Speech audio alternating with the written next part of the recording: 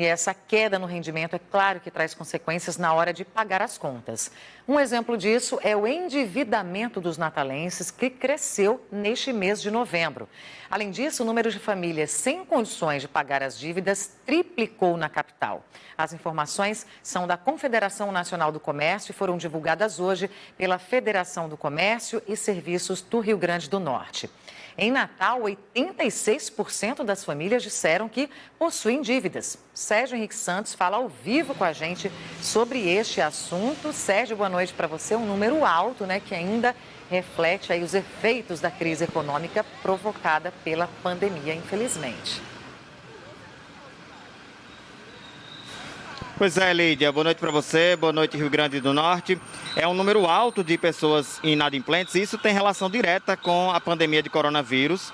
Afinal de contas, o número muito alto de famílias estão endividadas aqui em Natal. Essa pesquisa da Federação Nacional do Comércio revelou que o percentual de inadimplência aqui em Natal no mês de novembro superou a média nacional.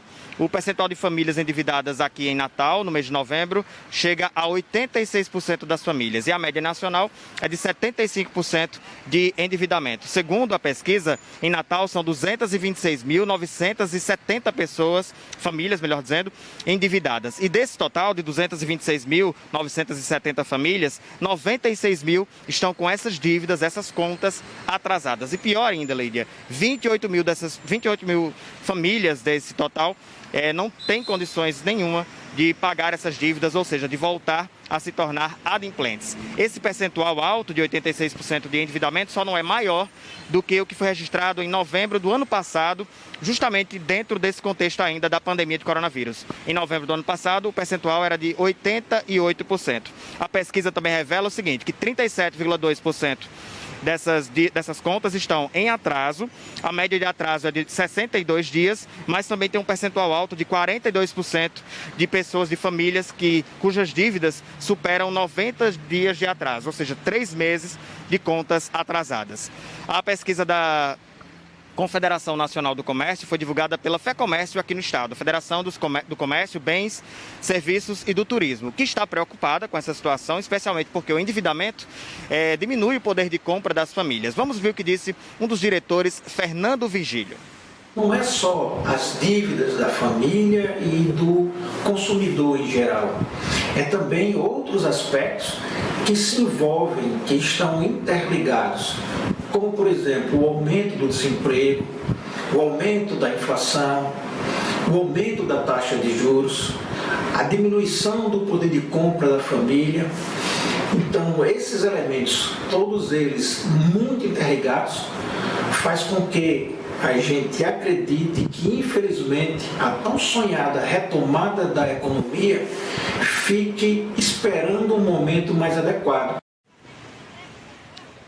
Pois é, Lídia, por aí a gente vê o quanto isso é preocupante e a gente procurou também economistas, administradores financeiros, especialistas em finanças para entender o que é que está acontecendo. Eles conversaram conosco, deram algumas explicações e deram também dicas para que as famílias que estão endividadas possam se reorganizar e quitar essas dívidas. Vamos ouvi-los.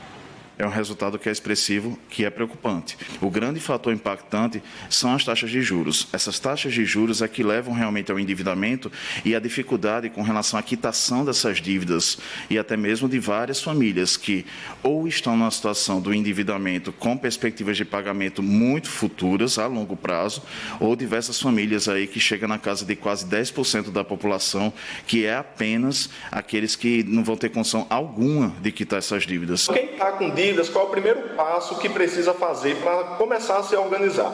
Se você não sabe quanto que ganha, quanto que gasta, você tem que começar por aí. Você tem que anotar as suas receitas, anotar as suas despesas, para saber aonde que você está gastando mais, para aí sim você poder fazer uma otimização do seu orçamento. Então é isso, Lídia. Papel, caneta na mão, organizar direitinho receitas, despesas e estabelecer o que é prioridade para tentar se reorganizar. Todo mundo tem dívida, né? Mas o que é interessante é que essas dívidas sejam pagas. Lídia Passe. É verdade. Obrigada, Sérgio, pelas informações, que esses números melhorem, né? E a economia também possa retomar aos poucos.